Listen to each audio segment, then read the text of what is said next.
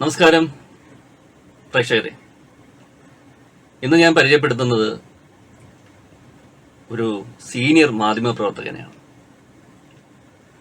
വളരെ സംഭവ ബഹുലമായ സാഹസികത നിറഞ്ഞ ഒരു മാധ്യമ പ്രവർത്തനമൊക്കെ കഴിഞ്ഞ് വിശ്രമ ജീവിതം നയിക്കുന്ന സർ ഇഗ്നേഷ്യസ് പെരേര എന്ന സാറിനെയാണ് ഞാൻ ഇന്നിവിടെ കൊണ്ടുവന്നിരിക്കുന്നത്. ഞാൻ ഈ പരിചയപ്പെടുത്തുന്നതെന്ന് പറയുന്ന ഒരു വാക്ക് എനിക്ക് ഉപയോഗിക്കണമെന്ന് എനിക്കറിയില്ല. എന്ന് വെച്ചാൽ സാറ് എല്ലാവരും എനിക്കൊന്നും അല്ലേ എല്ലാവരും അറിയപ്പെടുന്ന ഒരു വ്യക്തിത്വമാണ്. ഒത്തിരി ഫേസ്ബുക്കിലൊക്കെ സജീവമാണ്. അങ്ങനെ അതുകൊണ്ട് ഞാൻ പരിചയപ്പെടുത്തുന്നുള്ള വാക്ക് ഞാൻ പിൻവലിക്കുകയാണ്. എനിക്കൊന്നും അതെ ശരി. അപ്പൊ സാറിനെ ഞാൻ ഈ പരിപാടിയിലേക്ക് സ്വാഗതം ചെയ്യാണ്. നമസ്കാരം സാർ. ഓക്കെ. അപ്പോൾ അദ്ദേഹത്തിലേക്ക് എന്നെ എത്തിച്ചത് ഒരു പുസ്തകമാണ്.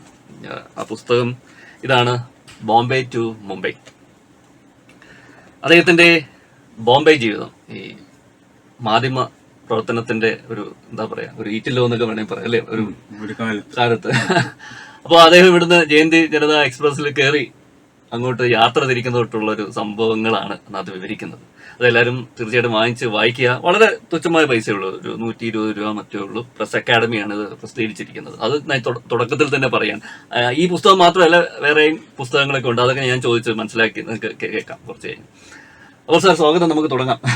അപ്പൊ ഇത് ബോണി ഈ ജയന്തി ജനതയുടെ കാര്യം പറഞ്ഞപ്പോ നമുക്ക് അവിടുന്ന് തന്നെ എന്റെയും ബോംബെ യാത്രയുടെ തുടക്കം കുറിക്കുന്നത് ജയന്തി ജനതയിലായിരുന്നു. ഞാൻ സാർ അത് വരുന്നതിന് മുമ്പ് നമുക്ക് ഈ പ്രേക്ഷകരെ ഒന്ന് പരിചയപ്പെടുത്തണമല്ലോ. സാർ എവിടെയാ പഠിച്ചത്, ജനിച്ചത്, അതൊന്ന് കഴിഞ്ഞിട്ട് നമുക്ക്. ഞാൻ കൊല്ലത്തുകാരനാണ്. കടപ്പാക്കടയാണ് എന്റെ വീട്, കുടുംബ വീടൊക്കെ. ഇപ്പൊ ഞാൻ താമസിക്കുന്നത് തിരുമല്ലാവരത്താണ്. പിന്നെ ഞാൻ പഠിച്ചത് തങ്കശ്ശേരി ഇൻഫന്റ് ജീസസ് സ്കൂളിലാണ്. പ്രീ ഡിഗ്രി ഫാത്തിമയിലായിരുന്നു. ഡിഗ്രി സെന്റ് ആൽബർട്ട്സ് കോളേജ് എറണാകുളത്തായിരുന്നു. ഡിഗ്രി അപ്പൊ എനിക്ക് അന്നോട്ട് ഒരു എഴുത്ത് ഒരു വാസനയുണ്ട്. എക്കണോമിക്സ്. അപ്പം അത് കഴിഞ്ഞിട്ട് എനിക്ക് ഈ എഴുത്ത് ഒരു പഠിച്ചുകൊണ്ടിരിക്കുമ്പോ തന്നെ എനിക്ക് എസ്സേ റൈറ്റിങ്ങിനും പോയിട്രി റൈറ്റിങ്ങിനും ഒക്കെ ഇംഗ്ലീഷിൽ കോളേജ് ലെവലിലുള്ള സമ്മാനങ്ങൾ കിട്ടിയിട്ടുണ്ട്. അപ്പം അങ്ങനെ ഒരു എഴുത്തിലോട്ട് ഒരു നിമിത്തമായിരിക്കും വന്നത്. ആദ്യമൊക്കെ തുടക്കത്തിൽ അന്ന് ഒരു ഗൾഫ് ബൂമിന്റെ സമയമായിരുന്നു, 70കളിൽ 77 എന്നൊക്കെ പറയുന്നത്. അപ്പൊ അങ്ങനെയും ഒരു ആഗ്രഹം ഉണ്ടായിരുന്നു. എന്തായാലും ജയന്തി ജനത എന്നെ കൊണ്ട് എത്തിച്ചത് ബോംബെയിലാണ്. അപ്പൊ ഈ ജയന്തി ജനതയ്ക്ക് ഒരു വലിയ കഥയുണ്ട്. അത് ഈ ഗൾഫില് ഇപ്പോഴുള്ളവരിൽ നല്ലൊരു ശതമാനവും 70കളിലാണ് ഗൾഫ് ബൂം തുടങ്ങുന്നത്.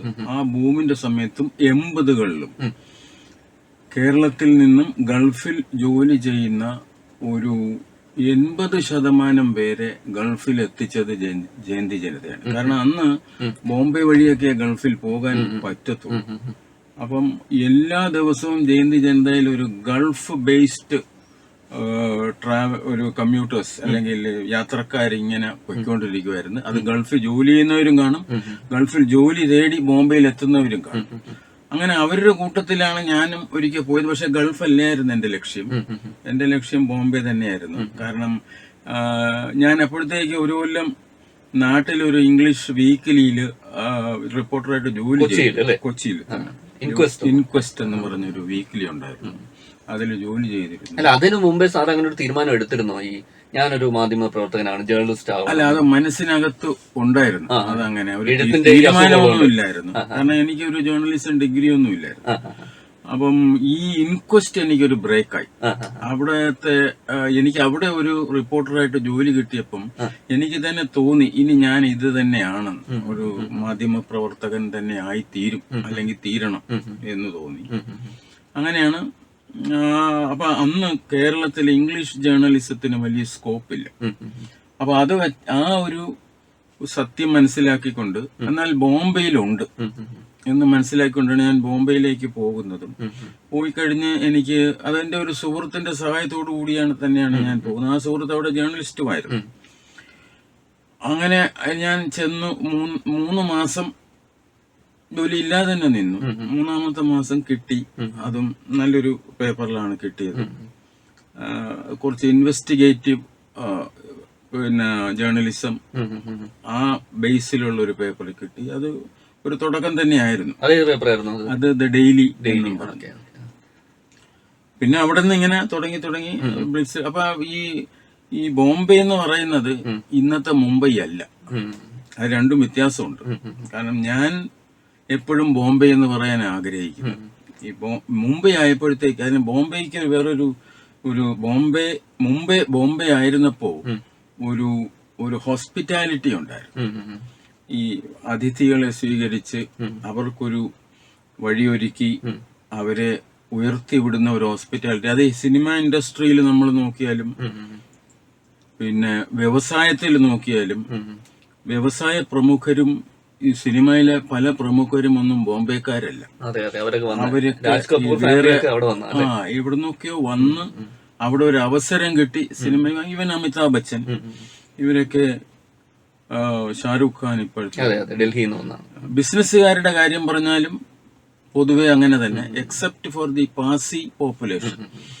അവര് ടാറ്റ ഗോദ്രേജ് ഒക്കെ ഉണ്ടായിരുന്നു. അവരല്ലാതെ ബാക്കി ഇപ്പൊ അംബാനി അങ്ങനെയുള്ളവരൊക്കെ പുറത്തുനിന്ന് വന്ന് അവിടെ വന്ന് രക്ഷപ്പെട്ടവരാണ്. രക്ഷപ്പെട്ടെന്ന് വെച്ചാൽ വലിയ രീതിയിൽ. ഇത് തന്നെയാണ് അധോലോകത്തിന്റെ കാര്യം പറഞ്ഞാൽ. അത് ബോംബെ ബേസ്ഡ് ആയിട്ടുള്ള അധോലോക നായകന്മാര് കുറവായിരുന്നു. ഉദാഹരണത്തിന് ഹാജി മസ്താനും വരദരാജൻ മുതലിയാറും ഒക്കെ ഇവരൊക്കെ തമിഴ്നാട്ടിൽ വന്നവരാണ്. ഈവൻ ഇപ്പോഴത്തെ ദാവൂദ് ഇബ്രാഹിം ബോംബെക്കാരനല്ല, കൊങ്കൺ ബേസ്ഡ് ആണ് അവരുടെ ഫാമിലി മൊത്തം. കരീം ലാല ഉണ്ടായിരുന്നു.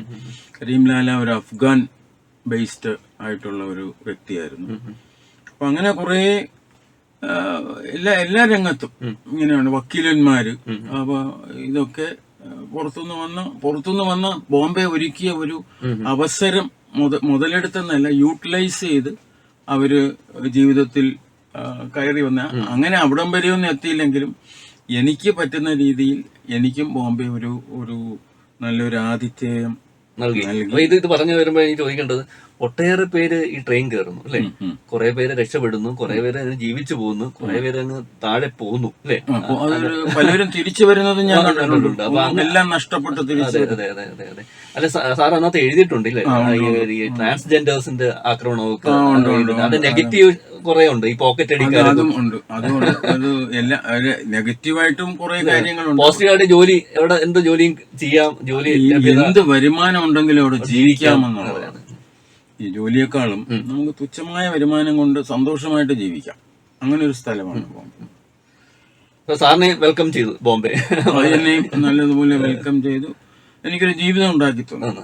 അപ്പൊ അത് കഴിഞ്ഞ് ഞാൻ റിട്ടയർ ആയപ്പോഴാണ് എനിക്ക് എന്റെ മനസ്സിൽ ഉദിച്ചത് ഈ ബോംബെയെ കുറിച്ച് എന്റെ അനുഭവങ്ങൾ ഒന്ന് വിവരിക്കണം എന്നും പറഞ്ഞ് എഴുതിയ പുസ്തകമാണ് അത്. കേരള മീഡിയ അക്കാദമിയാണ് പബ്ലിഷ് ചെയ്തത്. അതിനെ ഇവിടെ പിന്നെ ലോഞ്ച് ചെയ്തത് പ്രശസ്ത Magsaysay award winner P Sainath ആയിരുന്നു. നല്ലൊരു ഫംഗ്ഷൻ മീഡിയ അക്കാദമി ഓർഗനൈസും ചെയ്തു അതിനുവേണ്ടി. അപ്പോൾ ഒട്ടേറെ പത്രപ്രവർത്തകരെ സാറ് കണ്ടു അല്ലെ? ഒരുപാട് പിന്നെ പത്രപ്രവർത്തകരുടെ ഒരു വലിയ നിര തന്നെ അവിടെയാണ്. അപ്പൊ സാറിനെ ഈ വാർത്തെടുക്കാനായിട്ട് ശ്രമിച്ച ചില പത്രക്കാർ കാണുമല്ലോ, ഇപ്പൊ പത്ര ഉടമകളും ഉണ്ട് പലരുടെ ഒക്കെ. അതൊക്കെ ഒന്ന് സ്മരിച്ചാൽ നല്ലേ ആ പേരുകൾ, വലിയ പേരുകൾ അല്ലെ? വലിയ പേര് ആർ.കെ. കരഞ്ചിയാരുടെ കാര്യം. അദ്ദേഹം പിന്നെ ഇൻവെസ്റ്റിഗേറ്റീവ് ജേർണലിസത്തിന്റെ പിന്നെ ഗോഡ് ഫാദർ എന്നാണ് അറിയപ്പെടുന്നത്. അപ്പം പുള്ളി നമുക്ക് ആംബിൾ ഫ്രീഡം തന്നിട്ടുണ്ടായിരുന്നു. നമ്മളിൽ ഒരു വിശ്വാസവും അർപ്പിച്ചിട്ടുണ്ടായിരുന്നു. എന്നാൽ ആ വിശ്വാസം വഞ്ചന കാണിച്ചിട്ടുമില്ല. അപ്പൊ അങ്ങനെ കരഞ്ചിയ ഉണ്ടായിരുന്നു. ഒരു ബെഹ്റാം കോൺട്രാക്ടർ ഉണ്ടായിരുന്നു. BCB എന്ന പുള്ളി അറിയപ്പെടുന്നത്. നർമ്മ ഭാവനയിൽ എഴുതുന്ന ഒരാളാണ്. ഏത് അന്നത്തെ കറണ്ട് ആയിട്ടുള്ള ഒരു ടോപ്പിക്കിനെ വളരെ ഹ്യൂമറസ് ആയിട്ട് പ്രസന്റ് ചെയ്യുന്ന ഒരാളായിരുന്നു. വളരെ വലിയ, ഈവൻ ഇന്ദിരാഗാന്ധി പോലും അദ്ദേഹത്തിന്റെ കോളം ഡെയിലി വായിക്കുമായിരുന്നു എന്നാണ് പറയുന്നത്. പിന്നെ പി സായിനാഥ് ഉണ്ടായിരുന്നു. പിന്നെ ഒരു സുധീന്ദ്ര കുൽക്കർണി ഉണ്ടായിരുന്നു. ഇവരെയൊക്കെ കൂടാതെ എനിക്ക് ഒരു കലീമി എന്നും പറഞ്ഞ ഒരു ചീഫ് റിപ്പോർട്ടർ ഉണ്ടായിരുന്നു. ഞാൻ ആദ്യം ദ ഡെയിലിയിൽ ഒരു കബ് റിപ്പോർട്ടറായിട്ട് ചേരുമ്പോൾ, അപ്പോ അദ്ദേഹം ആണ് എന്നെ ക്രൈം ബീറ്റ് രംഗം എന്നെ ഏൽപ്പിക്കുകയും അതിലോട്ടൊരു ഇൻട്രസ്റ്റ് എനിക്ക് വരുത്തി തീർക്കുകയും ചെയ്താൽ അതെനിക്ക് പിന്നെ ബോംബെ ഒരു ക്രൈമിന്റെ ഒരു അധോലോക ഒരു മെയിൻ ബീറ്റാണ് ഈ ക്രൈം. മിക്കവാറും എല്ലാ ദിവസവും എന്തെങ്കിലുമൊക്കെ സംഭവിച്ചുകൊണ്ടിരിക്കുന്ന ഒരു നഗരവുമാണ്. അപ്പൊ അങ്ങനെ വന്നപ്പോഴാണ് എനിക്ക് കുറച്ച് ഓപ്പർച്യൂണിറ്റീസും നല്ല കോണ്ടാക്ട്സും ഒക്കെ ബോംബെയിൽ ബിൽഡപ്പ് ചെയ്യാൻ സാധിച്ചു. അതെന്റെ കരിയറിനെ ഒരുപാട് സഹായിക്കുകയും ചെയ്തു. ഒരുപക്ഷെ ഞാൻ ഹിന്ദുവിൽ എന്നെ എടുക്കാൻ കാരണം എന്റെ ആ ഒരു ബാക്ക്ഗ്രൗണ്ട് തന്നെയായിരിക്കും. കാരണം ഹിന്ദു വളരെ സെലക്റ്റീവ് ആണ് ഈ റിപ്പോർട്ടേഴ്സിനെയൊക്കെ സെലക്ട് ചെയ്യുന്ന കാര്യം. അപ്പൊ അങ്ങനെയൊക്കെ കുറച്ച് കാര്യങ്ങളാണ് ബോംബെയെ കുറിച്ച് ആമുഖമായിട്ടൊന്ന് പറയാനുള്ളത്. ഈ ആദ്യത്തെ ഒരു ദൗത്യം ഉണ്ടല്ലോ സാറിന്, പൊതുവെ എല്ലാ ജേർണലിസ്റ്റുകൾക്കും ഒരു ആദ്യത്തെ ഒരു ദൗത്യം കിട്ടുമല്ലോ, അതെന്തായിരുന്നു സാറിന്റെ ആദ്യത്തെ ഒരു ദൗത്യം എന്ന് പറയുന്നത്? അത് ഞാൻ ഇൻക്വസ്റ്റ് തൊട്ട് തുടങ്ങണം. ആ ഇൻക്വസ്റ്റില് അന്നത്തെ ഒരു അഡ്വഞ്ചർ കാണുമല്ലോ, അത് തുടങ്ങി നമ്മളത് ഇൻക്വസ്റ്റില് ഞാൻ ചേരാനായിട്ട് അവിടെ ചെന്നപ്പോ അന്ന് അവിടുത്തെ എഡിറ്റർ ഒരു വേണുഗോപാലായിരുന്നു. പുള്ളിയും ബ്ലിറ്റ്സിലുണ്ടായിരുന്ന ഒരാളാണ്. അപ്പൊ അന്ന് ഞാൻ ബ്ലിറ്റ്സ് എന്നൊക്കെ കേട്ടിട്ടേ ഉള്ളൂ. അപ്പം അദ്ദേഹം എന്നോട് പറഞ്ഞത് ഒരു സ്റ്റോറി എഴുതി കൊണ്ടുപോവാ. ഇല്ല, ഇവിടെ കൊച്ചി സ്റ്റോറി എഴുതി കൊണ്ടുപോവാ, എന്നിട്ട് ഞാനത് വായിച്ചിട്ട് നമുക്ക് ആലോചിക്കാം. അങ്ങനെ എനിക്ക് അന്ന് ഇവിടെ നമ്മുടെ കൊല്ലത്തെ KMML അത് പിന്നെ കമ്മീഷൻ ചെയ്തിട്ടില്ല, കെട്ടിക്കൊണ്ടുവരുന്നതേ ഉള്ളൂ. ഏതാണ്ട് കമ്മീഷൻ സ്റ്റേജിന്റെ വക്കില് നിൽക്കുകയാണ്. ഞാൻ പറയുന്നത് ഇത് 84 കാര്യം, 1984. അപ്പം അതിനകത്ത് ഒരു ആരും അങ്ങനെ വെളിയിൽ അറിയാത്ത ഒരു അട്ടിമറി നടന്നു. അതായത് അതിനകത്തുള്ള ഏതോ ഒരു പ്ലാന്റ് ബ്ലാസ്റ്റ് ചെയ്യാനായിട്ടുള്ള, അത് വേറെ തീവ്രവാദമോ അങ്ങനെയൊന്നുമല്ല, അതിനകത്തുള്ള എന്തോ റൈവൽറി കാരണം അങ്ങനെ ഒരു സംഭവം നടന്നു. അത് വളരെ ഓത്തന്റിക് ആയിട്ടുള്ള ഒരു സോഴ്സാണ് എനിക്കത് തന്നത്.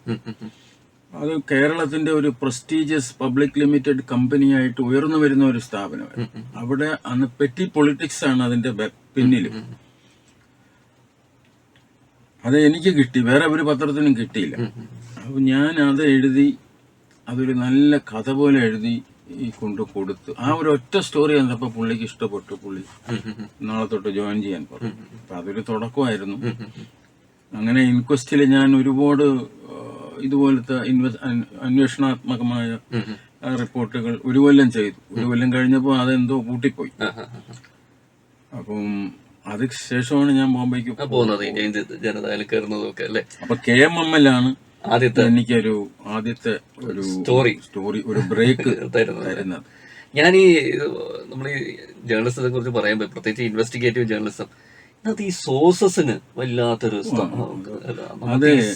അത് എങ്ങനെയാണ് സാറ് ഈ ഒപ്പിച്ചെടുക്കുന്നത്? ഇത് വായിക്കുമ്പോഴൊക്കെ ഈ സോഴ്സസ് നമ്മുടെ ഇടയിലോട്ട് വരുന്നുണ്ട്. അത് നമ്മളൊരു പലപ്പോഴും സോഴ്സസ്, നമ്മളൊരു നല്ല ലിസണർ ആയിരിക്കണം. ഈ പല മാധ്യമ പ്രവർത്തകരുടെയും ചോദ്യം ചോദിക്കുന്നതാണ് മാധ്യമ പ്രവർത്തകർ. അതൊരു കോടതി രീതിയാണ്, ഒരു ക്രോസ് എക്സാമിനേഷൻ രീതിയാണ്. അതിനേക്കാളും നമുക്ക് ഇൻഫർമേഷൻ കിട്ടും നമ്മൾ വാ കൂട്ടിയിരിക്കുകയാണെന്നുണ്ടെങ്കിൽ ആ സോഴ്സിനെ കൊണ്ട് സംസാരിപ്പിച്ച്. അപ്പൊ അത് സംസാരിപ്പിച്ച് നമ്മൾ ലിസൺ ചെയ്ത് വരുമ്പോ എവിടെയെങ്കിലും ഒരു നല്ല ലീഡ് അതിലുണ്ടാവും. അത് ഗ്രാസ്പ് ചെയ്യാനായിട്ടുള്ള ഒരു കപ്പാസിറ്റി വേണം. അതിനെ എഴുതി പ്രസന്റ് ചെയ്യാനായിട്ടുള്ള ഒരു ടാലന്റും വേണം.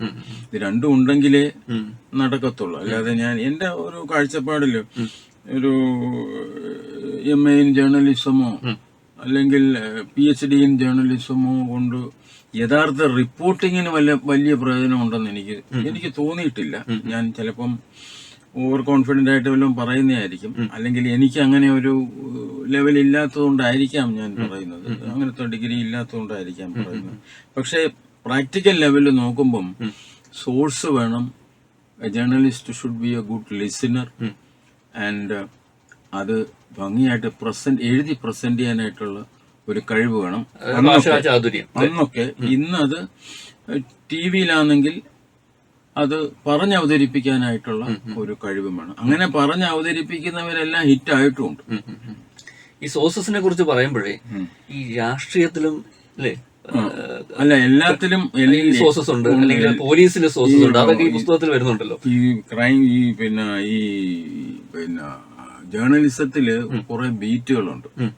കോർട്ട് ബീറ്റ് ഉണ്ട്, പൊളിറ്റിക്കൽ ബീറ്റ് ഉണ്ട്, അസംബ്ലി ബീറ്റ് ഉണ്ട്. ഇപ്പൊ ഡൽഹിയിലാണെങ്കിൽ ലോക്സഭാ ബീറ്റ് ഉണ്ട്, പിന്നെ ക്രൈം ബീറ്റ് ഉണ്ട്, ബിസിനസ് ബീറ്റ് ഉണ്ട്. ഇതെല്ലാത്തിനും നമ്മൾ റൂട്ടീനായിട്ട് നമുക്ക് സാധനങ്ങൾ കിട്ടിക്കൊണ്ടിരിക്കും. പക്ഷേ ഒന്നുകൂടി ഒരു സ്റ്റെപ്പ് കൂടി പോയി ഒന്ന് ഷൈൻ ചെയ്യണമെന്നുണ്ടെങ്കിൽ സോഴ്സസ് വേണം. അത് നല്ല പത്രങ്ങളൊക്കെ ആണെങ്കിൽ അവര് തന്നെ, ചിലവരുണ്ട് ചിലയിടത്തൊക്കെ അവർക്ക് അങ്ങ് എന്തെങ്കിലും പറഞ്ഞു കൊടുത്തോളാൻ വയ്യ, അറിയിച്ചോളാൻ വയ്യ എന്നുള്ളൊരു സ്റ്റേജിലുള്ള, എല്ലാരെയും വിശ്വസിക്കാനും ഒക്കത്തില്ല.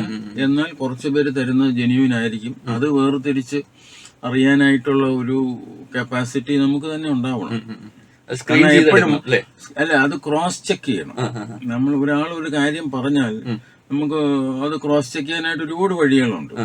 2-3 നമ്മൾ ക്രോസ് ചെക്ക് ചെയ്യുമ്പോൾ അത് കറക്റ്റ് ആണെന്ന് തോന്നിയാൽ അത് തന്ന ഇൻഫർമേഷൻ ജെന്യൂൻ തന്നെയാണ്, അല്ലെങ്കിൽ എന്തെങ്കിലും കുറച്ച് സബ്സ്റ്റൻസ് അതിനകത്തുണ്ട് എന്നുള്ളതാണ്. ഈ ഇപ്പോഴത്തെ തലമുറയും അല്ലെ പഴയ ജേർണലിസം ചെയ്തവരും തമ്മിൽ നമ്മളൊന്ന് കമ്പയർ ചെയ്യുമ്പോൾ എന്താണ് സാറ് ഇപ്പോഴത്തെ തലമുറയിൽ കാണുന്ന ന്യൂനത? ന്യൂനത എന്ന് പറയുന്നത് ഹൈലി കോമ്പറ്റീറ്റീവ് ആയി കഴിഞ്ഞു. അപ്പം ഈ ജേർണലിസ്റ്റുമാര് തന്നെ അവരെ പിഴിയാന്ന് വേണമെങ്കിൽ പറയാം. എല്ലാവർക്കും എക്സ്ക്ലൂസീവ് ആയിട്ടുള്ള എന്തെങ്കിലും ബ്രേക്കിംഗ് ഡെയിലി വേണം. റൂട്ടീനായിട്ട് സംഭവിക്കുന്ന ആർക്കും വേണ്ട, എന്നാലേ റേറ്റിംഗ് കിട്ടത്തുള്ളൂ, അല്ലെങ്കിൽ പത്രം ഷൈൻ ചെയ്യത്തുള്ളൂ എന്ന് പറയും. അപ്പൊ ഈ ഇപ്പോഴത്തെ ജേർണലിസ്റ്റുമാരെ കൊണ്ട് അവർക്ക് ചെയ്യാൻ പറ്റുന്നതിനേക്കാളും അവരിൽ നിന്ന് എക്സ്ട്രാക്ട് ചെയ്തെടുക്കാൻ നോക്കിയാണ്.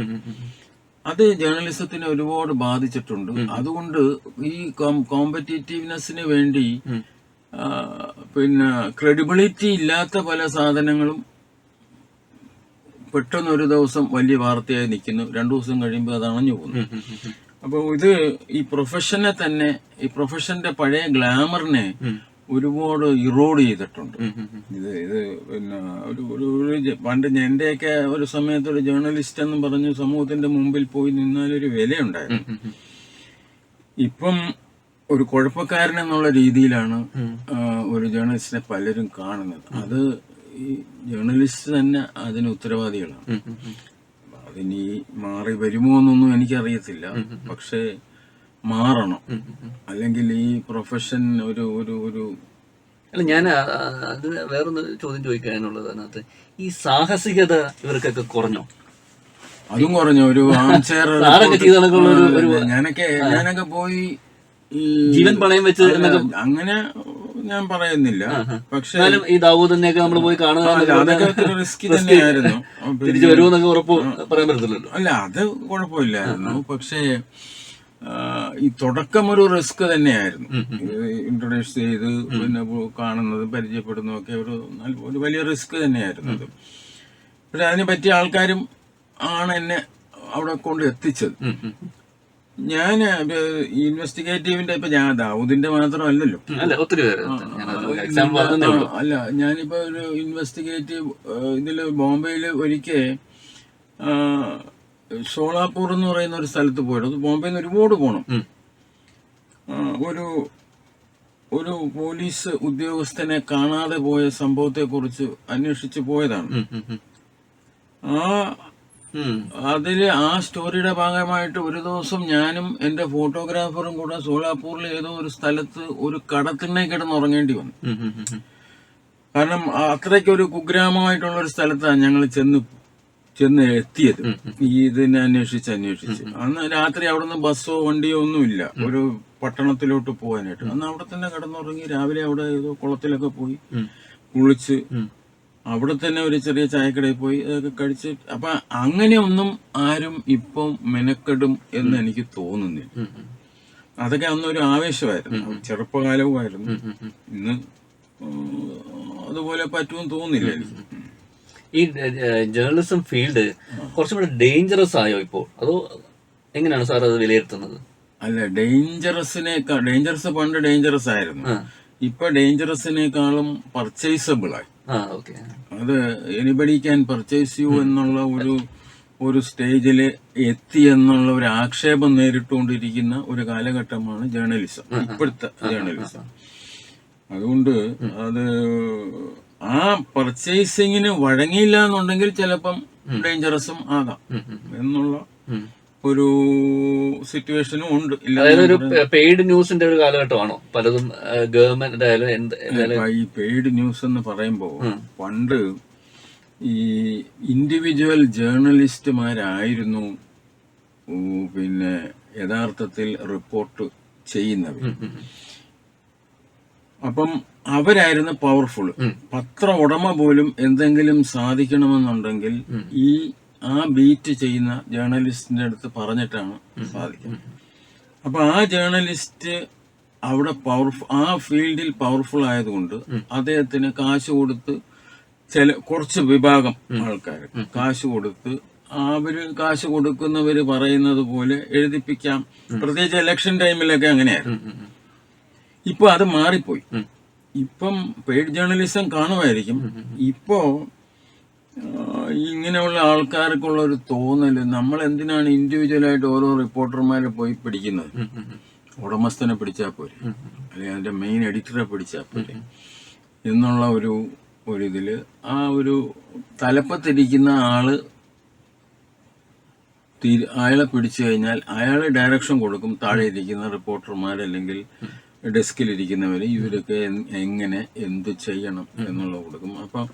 അപ്പം ആ പേയ്മെന്റ് താഴെത്തട്ടിലോട്ട് വരുന്നു എന്ന് എനിക്കറിയത്തില്ല. പക്ഷെ അതിപ്പോഴും ഉണ്ടെന്നാണ് ആരോപണം. സാർ ഒത്തിരി പത്ര ഉടമകളെ കണ്ടിട്ടുണ്ട് അല്ലേ? അപ്പൊ അത് ഒരു സാർ വർക്ക് ചെയ്ത ഒരു പത്ര ഉടമയൊന്ന് ക്ലാസിഫൈ ചെയ്തൊന്ന് പറയാമോ? ഒരുപാട് പേരെ ഞാൻ കണ്ടിട്ടില്ല. ഡെയിലി അത് ഞാൻ ആദ്യം തുടക്കത്തിൽ പറഞ്ഞത് നല്ല ഒരു എംപ്ലോയർ ആയിരുന്നു RK കരഞ്ചിയം. പൊതുവെ പാർസി ഈ നല്ല എംപ്ലോയേഴ്സ്, ഇപ്പൊ ടാറ്റയൊക്കെ നല്ല അഭിപ്രായങ്ങളാണ് അവരെല്ലാം കുറിച്ച്, എംപ്ലോയർ എന്നുള്ള നിലയിൽ. അപ്പം ജേർണലിസത്തില് ഇതുപോലെ ബെഹ്റാം കോൺട്രാക്ടർ, പുള്ളിയും പാർസി സമുദായത്തിൽപ്പെട്ട ആളാണ്. ഇവര് രണ്ടുപേരുടെയും കൂടെയാണ് ഞാൻ മെയിനായിട്ട് ബോംബെയിൽ ജോലി ചെയ്തത്.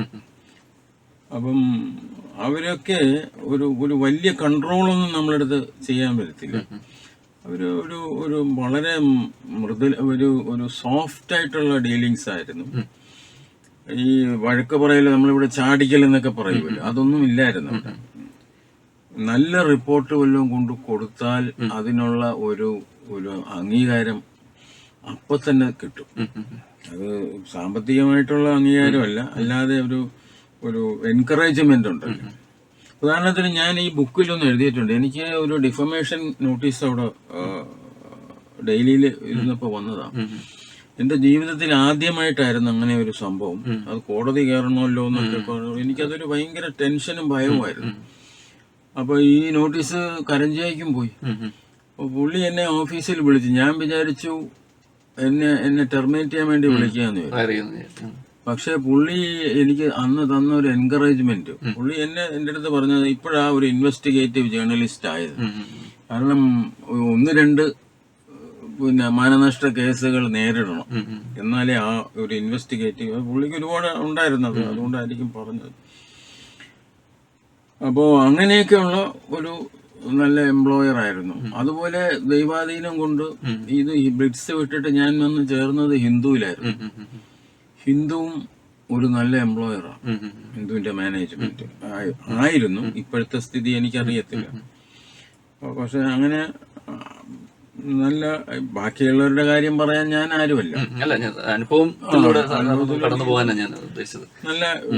ഞാൻ ജോലി ചെയ്ത 3 സ്ഥാപനത്തിലെയും എംപ്ലോയീസ് നല്ല എംപ്ലോയീസ് തന്നെയായിരുന്നു. ഈ നമ്മുടെ ഒരു സാറിന്റെ എഴുത്തിലൂടെ ഒക്കെ പോകുമ്പം ഹിന്ദുവിലായാലും സാർ ഈ ചരിത്രത്തിനോട് നല്ലൊരു താല്പര്യമുള്ള കൂട്ടത്തിലാണ്. അതിനകത്ത് ഈ പുസ്തകത്തിൽ പോലും ബോംബെയുടെ ചരിത്രമുണ്ട്. ഞാൻ ആൻ ടോപ്പ് എന്ന് പറഞ്ഞ അതിനെ കുറിച്ച് പറയുന്നുണ്ട്. അപ്പൊ അതെങ്ങനെയാ സാറിന് കുട്ടികളുടെ ഉണ്ടോ ഈ ചരിത്രം? അല്ല, എവിടെ ചെന്നാലും ഞാനൊരു അല്പം ആ പ്രദേശത്തിന്റെ ഒരു ഹിസ്റ്ററി എനിക്കിപ്പോ കൊല്ലവും. അതെ, സാറ് പണ്ട് ഹിന്ദുവിൽ ഈ കൊല്ലത്തെ കുറിച്ച് വളരെ വിദേശ യാത്രകൾ വന്ന് രേഖപ്പെടുത്തിയ ചില രേഖകളും മറ്റൊക്കെ. കൊല്ലം ഒരു അങ്ങനെ നോക്കുമ്പോ ഒരു ഭയങ്കര ഹിസ്റ്റോറിക്കൽ പ്ലേസ് ആണ്. പക്ഷെ അത്രയും റിച്ച് ആയിട്ടുള്ള ഒരു ഹിസ്റ്ററിക്ക് പറ്റിയ ഒരു അംഗീകാരം കൊല്ലത്തിന് ഇതുവരെ കിട്ടിയിട്ടില്ല എന്നുള്ളതാണ്. അത് കാരണം ഇതൊരു പറയുന്നത് പിന്നെ സോളമന്റെ കാലത്തൊക്കെ ഇവിടെ ഒന്ന് തേക്കും തടിയൊക്കെ എടുക്കാൻ കപ്പലുകൾ വരുമായിരുന്നെന്നാ പറയുന്നത്. അപ്പൊ അങ്ങനെയൊക്കെ ഉള്ള ഒരു സ്ഥലത്തിന് ഈ പിന്നെ ഇത്രയും ഈ ജൂതന്മാരൊക്കെ ഇവിടെയായിരുന്നു ആദ്യം സെറ്റിൽ ചെയ്തെന്നാ പറയുന്നത്. അപ്പൊ അത്രയ്ക്കും ഫ്ലറിഷിംഗ് ആയിട്ടുള്ള ഒരു സ്ഥലമായിരുന്നു ഇത്. അപ്പൊ എന്റെ ഒരു ഇൻട്രസ്റ്റില് ഞാൻ അങ്ങനെയൊക്കെ ഏതെങ്കിലും റിപ്പോർട്ടിൽ ഒരു അല്പം ഹിസ്റ്ററി ചേർക്കാൻ പറ്റുമോ എന്ന് ഞാൻ ശ്രമിക്കാൻ പറ്റുന്ന അവസരമാണെന്നുണ്ടെങ്കിൽ ഞാൻ ചേർത്തിരിക്കും. അതും കൂടെ വായനക്കാർക്ക് ഒരു പ്രത്യേക ഇൻട്രസ്റ്റ് ആണ് അങ്ങനെ രസകരമാക്കുന്നുണ്ട്. ഈ പുസ്തകത്തിലും അത് ഇടയ്ക്കിടയ്ക്ക് അത് വരികയും ചെയ്യുന്നുണ്ട്. അപ്പം പ്രത്യേകിച്ച് തുടക്കത്തിൽ ബോംബെയെ കുറിച്ചുള്ള അതിന്റെ ചരിത്രമുണ്ട്, ആ കുന്നിനെ കുറിച്ച്. ഇത് വായിക്കുമ്പോൾ വേറൊരു ചോദ്യം വരുന്നത് മനസ്സിലായി, ഞാനിപ്പോ പെട്ടെന്ന് ഓർത്തതാ. ഈ ധാരാവിയെ കുറിച്ച് ഒരു ക്ലീഷ ഇമേജ് സാറ് ബ്രേക്ക് ചെയ്യുന്നുണ്ട് അല്ലേ? ധാരാവി ഇങ്ങനെ ഒരു സിനിമകളിലൊക്കെ ഒരു നമ്മൾ വിചാരിക്കുന്നതൊക്കെ ഉള്ള ഒരു സ്ഥലമൊന്നും അല്ല ആ സിനിമയില്. പൊതുവെ ധാരാവി ഒരു ക്രിമിനൽ ഇൻഫെസ്റ്റഡ് ഏരിയ അല്ലെങ്കിൽ ഒരു ക്രൈം ഇൻഫെസ്റ്റഡ് ഏരിയ എന്നൊക്കെ ഉള്ള ഒരു സിറ്റുവേഷനാണ് ക്രിയേറ്റ് ചെയ്ത് വെച്ചിരിക്കുന്നത്. പക്ഷെ അങ്ങനെയല്ല, അതൊരു ഭയങ്കര ഇൻഡസ്ട്രിയൽ ഹബ്ബാണ്. ഏതാണ്ട് ബോംബെയുടെ നല്ല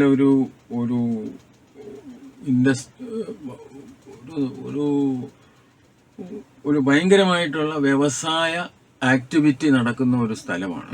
അവിടെ പിന്നെ വലിയ ഫാക്ടറിയോ അതൊന്നുമില്ല, എല്ലാം കുടിൽ വ്യവസായമാണ്.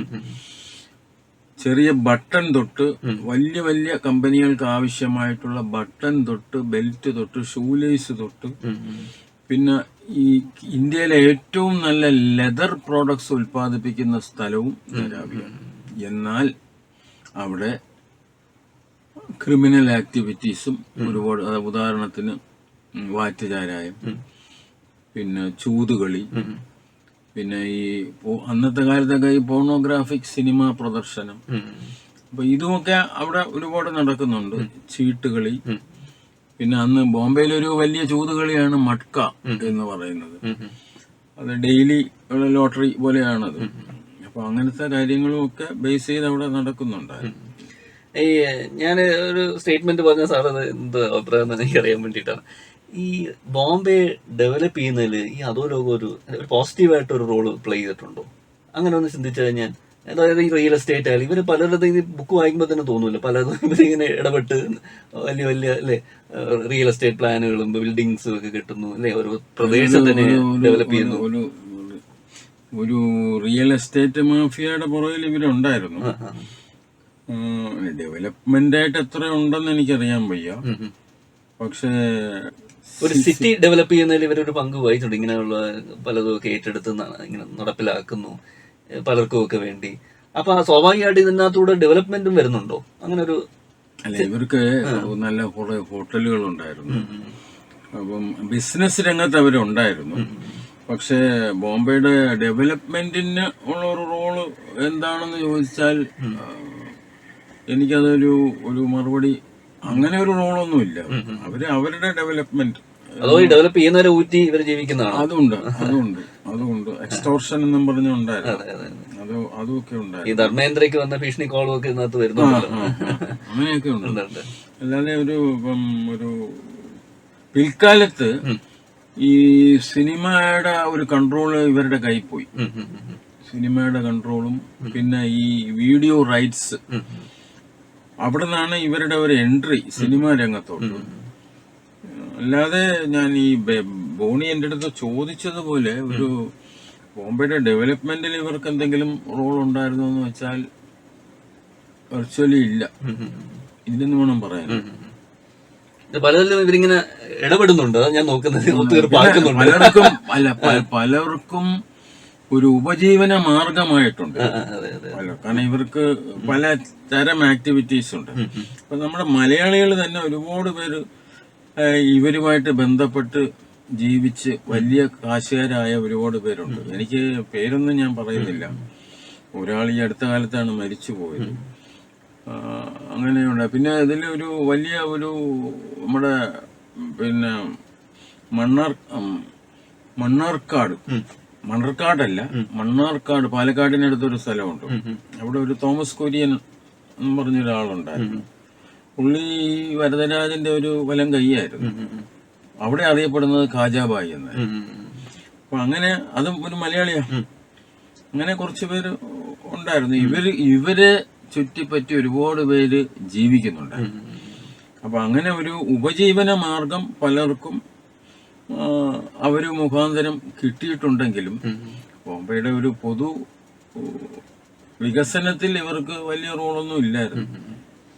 അന്നത്തെ ഒരു ഉയർന്ന ഉദ്യോഗസ്ഥനുമായിട്ട് സാർ അടുത്ത് പ്രവർത്തിച്ചല്ലോ, എ ഖാൻ എന്ന് പറഞ്ഞ ഖാലിസ്ഥാൻ തീവ്രവാദികൾ വേട്ടയാവും. അതെ അതെ, അതൊരു നിർണായകമായൊരു ഖാൻ ഒരു ഭയങ്കര കഥാപാത്രമായിരുന്നു. ഒരു ഭയങ്കര ധൈര്യശാലിയായിരുന്നു.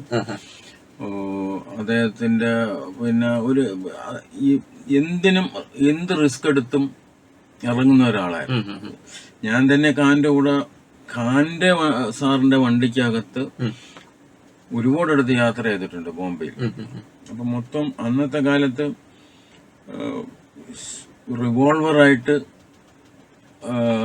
ബാക്കില് ഒരു ജീപ്പും ഫ്രണ്ടില് ഫുൾ റിവോൾവറായിട്ട് ഒരു പോലീസ് ഉദ്യോഗസ്ഥനും ഖാൻ സാറിന്റെ കയ്യിലും ഇതുപോലെ ആയുധങ്ങളുണ്ട്.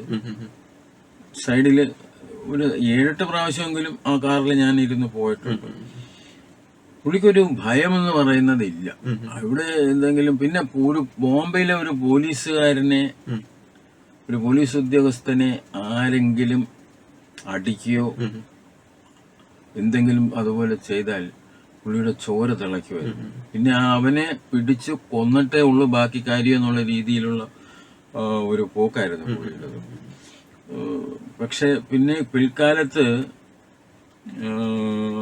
പുള്ളിയുടെ മതം, ഞാനത് തുറന്നങ്ങ് പറയുകയാണ്, പുള്ളിയുടെ മതം പുള്ളിയുടെ ഒരു ഹെർഡിലായിട്ട് വന്നു.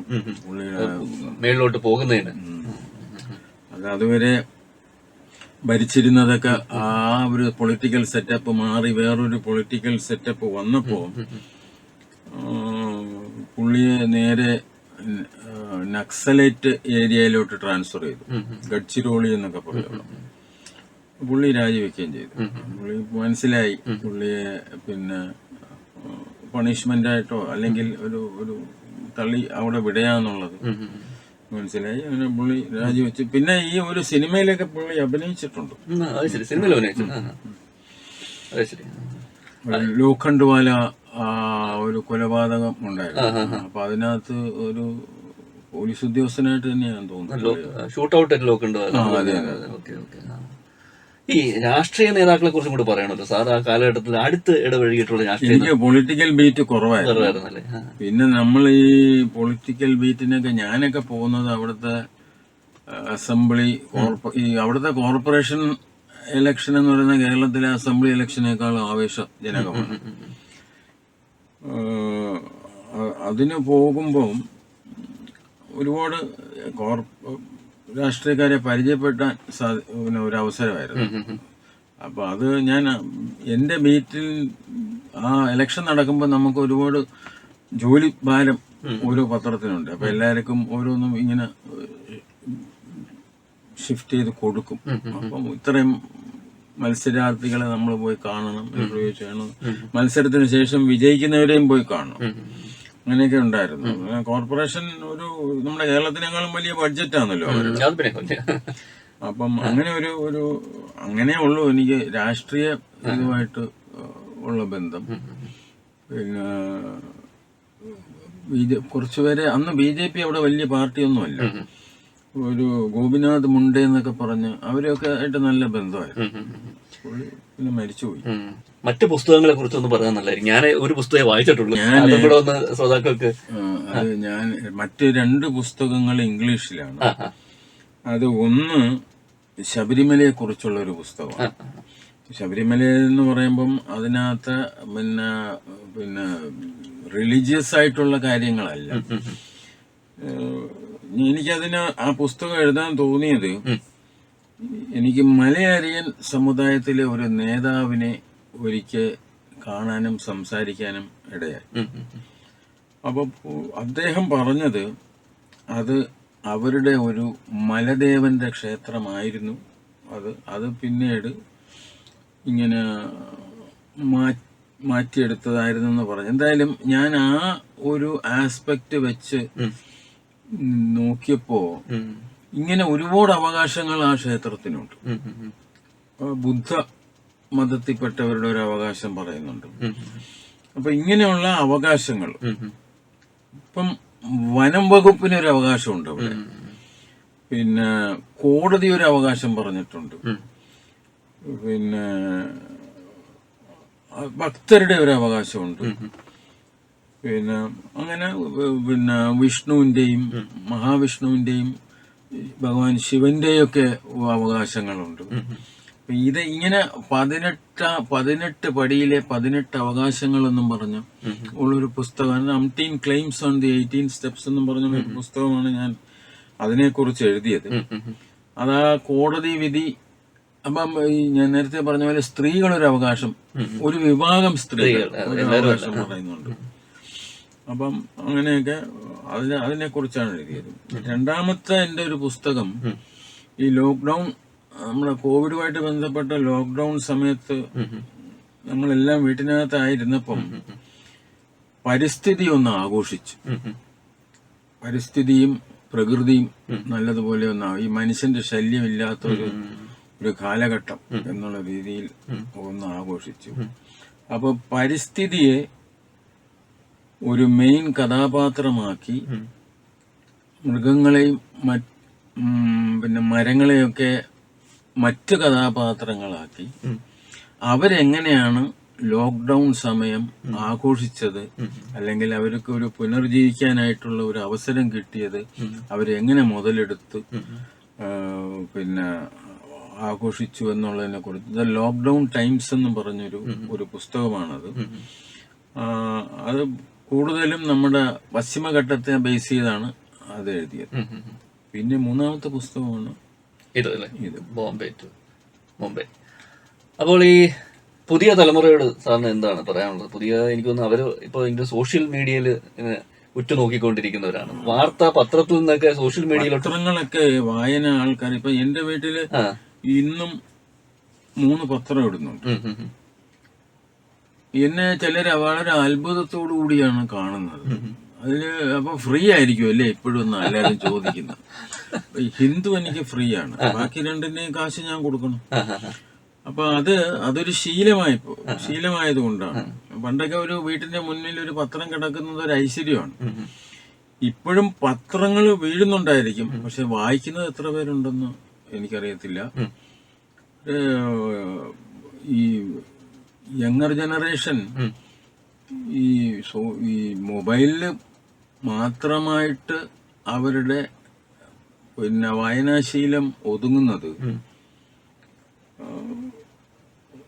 ഒരുപാട് ദോഷം ചെയ്യുന്ന ഒരു കാര്യമായിട്ടാണ് എനിക്ക് തോന്നുന്നത്. എന്നാൽ ഇൻഫർമേഷൻ അപ്പപ്പോ കിട്ടുന്നുണ്ട്. അവര് എന്നെക്കാളും അല്ലെങ്കിൽ നമ്മളെക്കാളും ഒക്കെ വളരെ അപ്ഡേറ്റഡ് ആണ് കാര്യങ്ങൾ. പക്ഷെ ഇൻഡെപ്ത് ആയിട്ട് വല്ലതും അറിയാവോ എന്ന് സംശയമാണ്. കാരണം ഈ ജേർണലിസം എന്ന് പറയുന്നത് തന്നെ അതിനെ journalism is literature in A hurry എന്നാ പറയുന്നത്. നമ്മൾക്ക് ഒരു ഭാഷ മനസ്സിലാക്കാനായിട്ട് ഒരു എളുപ്പമാർഗം ഈ പത്രവായന ആയിരുന്നു. പത്രവായനയിൽ കൂടി വേണം പുസ്തക വായനയിലേക്ക് കടക്കാൻ എന്നുള്ളത് ഞാൻ മനസ്സിലാക്കിയ ഒരു സത്യമാണ്. അപ്പൊ അത് എത്രമാത്രം ഇപ്പോഴത്തെ ജനറേഷൻ അത് മനസ്സിലാകുന്നു എന്നുള്ളത് മറ്റൊരു സത്യം. ജാർഗൺസ് ഒക്കെ മാറിയോ ഈ പറഞ്ഞ കണക്ക് പണ്ട് പഴയ സാറ് ഉപയോഗിച്ചിരുന്ന അല്ലല്ല അതൊക്കെ പോയി. അതൊക്കെ പോയി ഇപ്പൊ ആ ഒരു റിച്ച് സ്റ്റൈലൊക്കെ പോയിട്ട് ഇപ്പൊ പുതിയ ഫ്രേസസും പുതിയ പിന്നെ കോയിന്റ് ആയിട്ടുള്ള വാക്കുകളും അതൊക്കെ വന്നു തുടങ്ങിയിട്ടുണ്ട്. പക്ഷെ അതൊക്കെ നല്ല കാര്യങ്ങളാണ്. നമ്മളെല്ലാം അപ്ഡേറ്റ് ചെയ്ത് പുതിയ പുതിയ ഫ്രേസസ് ഒക്കെ ഉപയോഗിച്ച് പോണം. ഇപ്പൊ പല ഫ്രേസുകളും എനിക്ക് പിന്നെ അറിയാത്തവയാണ് ഇംഗ്ലീഷിലുള്ളത്. ഞാനത് പിന്നെ ക്രോസ് ചെക്ക് ചെയ്തൊക്കെ നോക്കിയാണ് മനസ്സിലാക്കുന്നത്. നല്ല ഫ്രേസുകളാണ്, അതൊക്കെ നല്ല കാര്യങ്ങളുമാണ്. ഈ എത്രമാത്രം നമുക്ക് ഈ സോഷ്യൽ മീഡിയ ഡിപ്പെൻഡ് ചെയ്യാം? ഈ പറഞ്ഞ സോഷ്യൽ മീഡിയ ഒരു തരത്തിൽ ഈ പറഞ്ഞ ഈ മെയിൻ സ്ട്രീം മീഡിയ കൊണ്ടുവരാത്ത ന്യൂസുകൾ കൊണ്ടുവരുന്നുണ്ട്. പക്ഷെ അതേസമയം ഈ ഫേക്ക് ന്യൂസുകളും അല്ലെ, വ്യാജ വാർത്തകളും കിംവദന്തികളും അല്ലെ, അഭ്യൂഹങ്ങളും ഒക്കെ കാരണമാവുന്നില്ലേ? അവരുടെ ഡെവലപ്മെന്റ് തന്നെ അവര് തന്നെ നശിപ്പിക്കുക എന്നാണ് എനിക്കൊരു സംശയം. കാരണം ഭയങ്കര സ്കോപ്പുള്ള ഒരു ഫീൽഡാണ്. അതിനെ ഒരുപാട് പേര് ഭയങ്കരമായിട്ട് അതിൽ ഷൈൻ ചെയ്ത് വന്നതാണ്. പക്ഷെ ചില അതിരുകൾ കടന്നു പോകുമ്പോൾ അവര് തന്നെ അവർക്ക് കുഴി തോണ്ടി എന്ന് വേണമെങ്കിൽ പറയാം. ഒരു പരിധി കഴിയുമ്പോൾ അവരാണ് ഏറ്റവും വലിയ ഒരു മാധ്യമ പ്രവർത്തകൻ ഒരു സംസ്ഥാനത്തിന്റെ എന്നൊക്കെ ഒരു തോന്നലങ്ങ് വന്നു കഴിഞ്ഞാൽ അത് അപകട നിലയിലോട്ട് പോയിട്ടുണ്ട്. പിന്നെ സംഭവങ്ങൾ നമുക്ക് ഒരുപാട് അറിയാം. അപ്പോൾ ഇനി നമുക്ക് കുടുംബത്തെ കുറിച്ചൊന്നും പറയാം. ഫാമിലി, എന്റെ വൈഫ് എറണാകുളത്തുകാരിയാണ്, ഒരു ടീച്ചറാണ്. പിന്നെ ഇവിടെ ദേവമാതാ സ്കൂളിലാണ് പഠിപ്പിച്ചത്. ഒരു 10-22 വർഷം അവിടെ പഠിപ്പിച്ചു. അവിടെ നിന്ന് റിട്ടയർ ആയി. ജെസ്സി എന്നാണ് പേര്. എന്റെ മൂത്ത മകൻ ഫാത്തിമയിലെ BA ലിറ്ററേച്ചറാണ് ചെയ്തത്.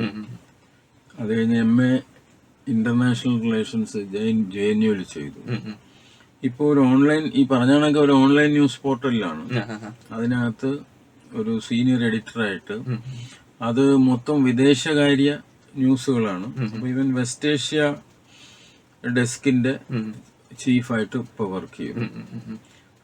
കുഴപ്പമില്ലാത്ത ഒരു ജോലിയായിട്ടാണ് എനിക്ക് തോന്നിയത്. രണ്ടാമത്തെ മകൻ ഒരു പേസ്ട്രി ഷെഫാണ്. പുള്ളി അവൻ പിന്നെ ദുബായില് വൺ ആൻഡ് ഓൺലി എന്നും പറഞ്ഞൊരു ഹോട്ടൽ ഗ്രൂപ്പുണ്ട്. അതെനിക്ക് തോന്നുന്നു അവിടുത്തെ റോയൽ ഫാമിലിയുടെ ഓണർഷിപ്പിലുള്ളതാണ്. അപ്പൊ അതില് ആ പേസ്ട്രി വിഭാഗത്തില് ഷെഫായിട്ട് അവൻ ജോലി ചെയ്യുന്നു. രണ്ടുപേരുടെയും വിവാഹമൊന്നും ആയിട്ടില്ല.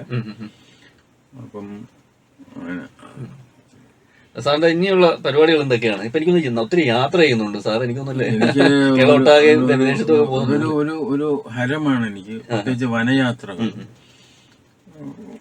ട്രക്കിംഗ് എന്നല്ല, വനത്തിന് അങ്ങനെ ഒരു ട്രക്കിംഗ് ആയിട്ട് ഞാൻ പോയിട്ടില്ല.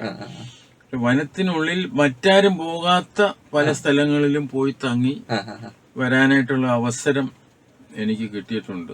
ഞാനിപ്പം എന്നെ ആരെങ്കിലും കണ്ടാൽ തന്നെ ചോദിക്കുന്ന കാട്ടിൽ പോയവരുന്നോ എന്ന് ചോദിച്ചു.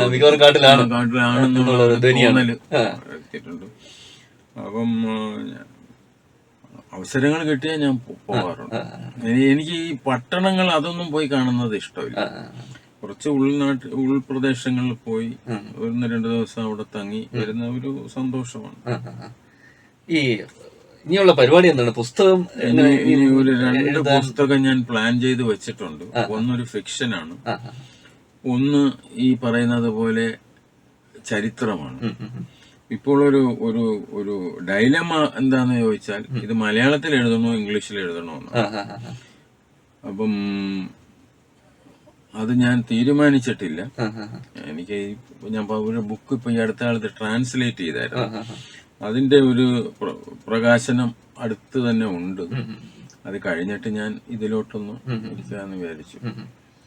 ഈ നമ്മുടെ ഈ എഴുത്തിന്റെ കാര്യം പറയുമ്പോ, ഈ മലയാളത്തിൽ എഴുതുന്നതാണോ ഇംഗ്ലീഷിൽ എഴുതുന്നതാണെന്ന് തോന്നുന്നില്ല കുറച്ചൊരു ഇന്റർനാഷണൽ അറ്റൻഷൻ കിട്ടാനായിട്ടൊക്കെ സാധ്യമാവുന്നത്? നമ്മള് അരുന്ധതി റോയ്ക്കൊക്കെ കിട്ടുന്ന ഒരു റെക്കഗ്നീഷൻ ഒക്കെ ഉണ്ട്, അതുണ്ട്. പക്ഷെ ആ ലെവലിലോട്ടൊക്കെ ഒന്ന് എത്തി വരാനായിട്ടൊക്കെ കുറച്ച് അത് എഴുതിക്കൊണ്ടേ ഇരിക്കണം. അതിനു വേണ്ടി തന്നെ ഇപ്പൊ അരുന്ധതി റോയ് ഒന്നും നമ്മളതിന്റെ മുമ്പിലൊന്നും ആരും അല്ല. പക്ഷേ അത് എനിക്ക് തോന്നുന്നു ഇംഗ്ലീഷ് റീഡർഷിപ്പിനേക്കാളും കുറച്ചും കൂടി എഴുത്തുകാർക്ക് എൻകറേജ്മെന്റ് കൊടുക്കുന്നത് മലയാളം റീഡറാണ് എനിക്ക് തോന്നുന്നത്. കാരണം ഒരു ബുക്ക് ആരെങ്കിലും മലയാളത്തിൽ എഴുതിയിട്ടുണ്ടെങ്കിൽ കുറെ പേര് അത് വായിക്കുന്നുണ്ട്, വായിച്ച് പ്രതികരിക്കുന്നുണ്ട്. അപ്പൊ അങ്ങനെ ഒരു പ്രതികരണം ഇംഗ്ലീഷിൽ എന്നെ പോലെയുള്ളവർക്ക് കിട്ടിയിട്ടില്ല. കാരണം നമ്മൾ അതിനോട് അത്രയും ഒന്നും ലെവലിൽ പോയിട്ടില്ലാത്തുണ്ടായിരിക്കും. പക്ഷെ മലയാളത്തിൽ ഇപ്പൊ ഈ ബുക്ക് തന്നെ ഞാൻ മലയാളത്തിൽ എഴുതിയപ്പോ എനിക്ക് ഒരുപാട് റിയാക്ഷൻസ് ഉണ്ടായിട്ടുണ്ട്. ഇപ്പൊ സാറ് തന്നെ ബോണി തന്നെ എന്നെ ഇവിടെ വിളിച്ചു, കാരണം ഈ ഒരു ബുക്കാണ് വായിച്ചപ്പോ അഭിമുഖം ചെയ്യണമെന്ന് തോന്നി. Okay okay. അപ്പോൾ സാറിന് എല്ലാവിധ ആശംസകൾ. Thank you Boney. ബോണി വിളിച്ചതിൽ വളരെ സന്തോഷമുണ്ട്. ഈ ബിഷപ്പ് ബെൻസിഗർ കമ്മ്യൂണിറ്റി റേഡിയോ ഒരു ഒരു ഒരു ഒരു കൊല്ലത്തുകാർക്ക് പ്രത്യേകിച്ചൊരു ഒരു നല്ല എന്റർടൈൻമെന്റ്. പ്രത്യേകിച്ച് ഞാൻ പലരും അടുക്കളയിലൊക്കെ ജോലി ചെയ്തുകൊണ്ട് നിൽക്കുമ്പം ഇത് വെച്ച് കേട്ട് പിന്നെ ജോലിയുടെ കൂട്ടത്തിൽ കേട്ടുകൊണ്ടിരിക്കുന്നത് ഞാൻ കണ്ടിട്ടുണ്ട്. യാത്രകൾ പോകുമ്പം വണ്ടിയിൽ ഈ ബെൻസിഗർ റേഡിയോയുടെ ഇത് കേട്ടിട്ടുണ്ട്. പിന്നെ ഒരുപാട് ലോക്കൽ ഇൻഫർമേഷൻ റേഡിയോ ബെൻസിഗർ ഈ കൊല്ലത്തുകാർക്ക് കൊടുക്കുന്നുണ്ട്. അതൊക്കെ ലോക്കൽ ഇൻഫർമേഷൻ എന്ന് പറയുമ്പം നാഷണൽ ലെവലും സ്റ്റേറ്റ് ലെവലിലുള്ള ഇൻഫർമേഷൻ ലോക്കലായിട്ട് കൊടുക്കുന്നുണ്ടെന്നുള്ളതാണ് എനിക്ക് മനസ്സിലാക്കാൻ സാധിച്ചത്. ഞാൻ തന്നെ പലതും ആദ്യമായിട്ട് കേൾക്കുന്നത് ഈ കാറിൽ പോകുമ്പം ഈ റേഡിയോ ബെൻസിഗർ ഓൺ ചെയ്ത് വെക്കുമ്പം അതൊരു ഒരു രസമാണ് അത് കേട്ട് യാത്ര ചെയ്യാനായിട്ട്. അപ്പൊ സാറിന്റെ എല്ലാവിധ ആശംസകളും. ഈ പറഞ്ഞ പുസ്തകം എഴുത്തായാലും ഈ പറഞ്ഞ യാത്രയായാലും റിട്ടയർഡ് ലൈഫ് ആഘോഷമാക്കട്ടെ. Thank you. എന്നെ വിളിച്ചതിലും ഞാൻ ഒരുപാട് നന്ദി രേഖപ്പെടുത്തുന്നു.